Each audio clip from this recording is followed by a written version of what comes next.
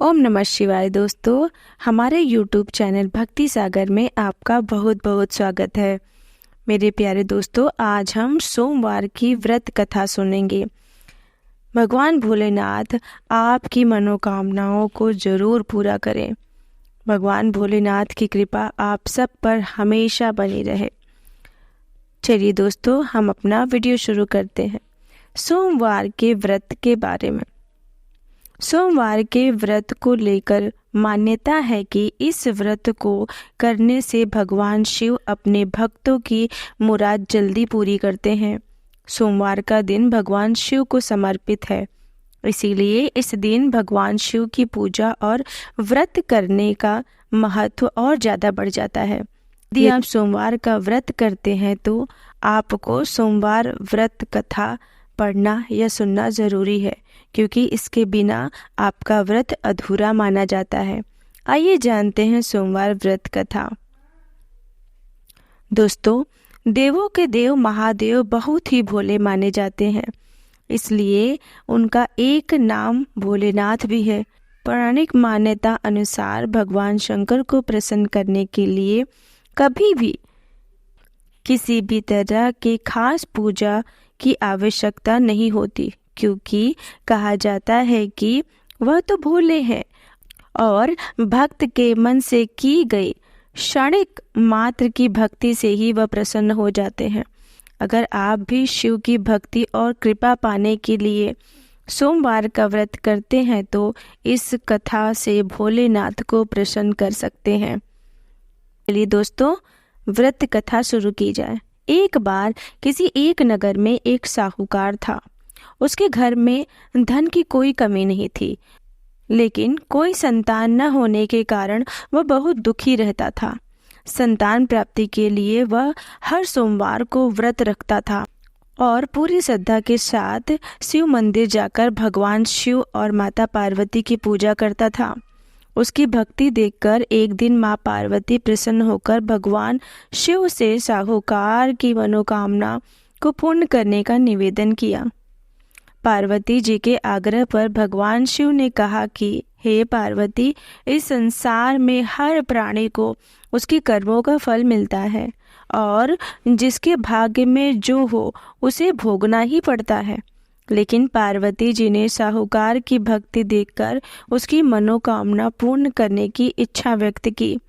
माता पार्वती के आग्रह पर शिव ने साहूकार को पुत्र प्राप्ति का वरदान तो दिया, लेकिन उन्होंने बताया कि वह बालक 12 वर्ष तक ही जीवित रहेगा। माता पार्वती और भगवान शिव की बातचीत को साहूकार सुन रहा था, इसीलिए उसे ना तो इस बात की खुशी थी और ना ही दुख। वह पहले की भांति शिव जी की पूजा करता रहा। कुछ समय के बाद साहूकार की पत्नी ने एक पुत्र को जन्म दिया। जब वह बालक 11 वर्ष का हुआ तो उसे पढ़ने के लिए काशी भेज दिया गया। साहूकार ने पुत्र के मामा को बुलाकर उसे बहुत सारा धन देते हुए कहा कि तुम इस बालक को काशी विद्या प्राप्ति के लिए ले जाओ। तुम लोग रास्ते में यज्ञ कराते जाना और ब्राह्मणों को भोजन दक्षिणा देते हुए जाना। मामा भांजे इसी तरह यज्ञ कराते और ब्राह्मणों को दान दक्षिणा देते काशी नगरी निकल पड़े। इस दौरान रास्ते में एक नगर पड़ा, जहां नगर के राजा की कन्या का विवाह था।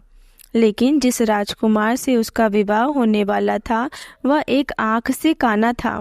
राजकुमार के पिता ने अपने पुत्र के काना होने की बात को छुपाने के लिए सोचा, क्यों न उसने साहूकार के पुत्र को दूल्हा बनाकर राजकुमार से विवाह करा दूं। विवाह के बाद इसको धन देकर विदा कर दूंगा और राजकुमारी को अपने नगर ले जाऊंगा। लड़के को दूल्हे के वस्त्र पहनाकर राजकुमारी से विवाह करा दिया। साहूकार का पुत्र ईमानदार था, उसे यह बात सही नहीं लगी, इसीलिए उसने अवसर पाकर राजकुमारी के दुपट्टे पर लिखा कि तुम्हारा विवाह तो मेरे साथ हुआ है, लेकिन जिस राजकुमार के संग तुम्हें भेजा जाएगा वह एक आंख से काना है। मैं तो काशी पढ़ने जा रहा हूँ। जब राजकुमारी ने चुन्नी पर लिखी बातें पढ़ी तो अपने माता पिता को सारी बातें बताई। राजा ने अपनी पुत्री को विदा नहीं किया। फिर बारात वापस चली गई। दूसरी ओर साहूकार का लड़का और उसके मामा काशी पहुँचे और वहां जाकर उन्होंने यज्ञ किया। जिस दिन लड़का 12 साल का हुआ उस दिन भी यज्ञ का आयोजन था। लड़के ने अपने मामा से कहा, मेरी तबीयत कुछ ठीक नहीं है। मामा ने कहा कि तुम अंदर जाकर आराम कर लो। शिव जी के वरदान अनुसार कुछ देर बाद उस बालक के प्राण निकल गए। मृत भांजे को देखकर उसके मामा ने विलाप करना शुरू किया। संयोगवश उसी समय शिव जी और माता पार्वती उधर से जा रहे थे। पार्वती माता ने भोलेनाथ से कहा, स्वामी, मुझसे इसके रोने के स्वर सहन नहीं हो रहे। आप इस व्यक्ति के कष्ट को अवश्य दूर करें। जब शिव जी मृत बालक के समीप गए तो वह बोले कि यह उसी साहूकार का पुत्र है जिसे मैंने 12 वर्ष की आयु का वरदान दिया था। अब इसकी आयु पूरी हो चुकी है। लेकिन मातृ भाव से विभोर माता पार्वती ने कहा कि हे महादेव, आप इस बालक को और आयु देने की कृपा करें, अन्यथा इसके वियोग में इसके माता पिता भी तड़प तड़प कर मर जाएंगे। माता पार्वती के पुनः आग्रह पर भगवान शिव ने उस लड़के को जीवित होने का वरदान दिया। शिव जी की कृपा से वह लड़का जीवित हो गया। शिक्षा पूरी करके लड़का मामा के साथ अपने नगर की ओर वापस चल दिया। दोनों चलते हुए उसी नगर में पहुंचे जहां उसका विवाह हुआ था। उस नगर में भी उसने यज्ञ का आयोजन किया। उस लड़के के ससुर ने उसे पहचान लिया और महल में ले जाकर उसकी खातिरदारी की और अपनी पुत्री को विदा किया। इधर साहूकार और उसकी पत्नी भूखी प्यास से रहकर बेटे की प्रतीक्षा कर रहे थे। उन्होंने प्रण कर रखा था कि यदि उन्हें अपने बेटे की मृत्यु का समाचार मिला तो वो भी प्राण त्याग देंगे। परंतु अपने बेटे के जीवित होने का समाचार पाकर वह बेहद प्रसन्न हुए।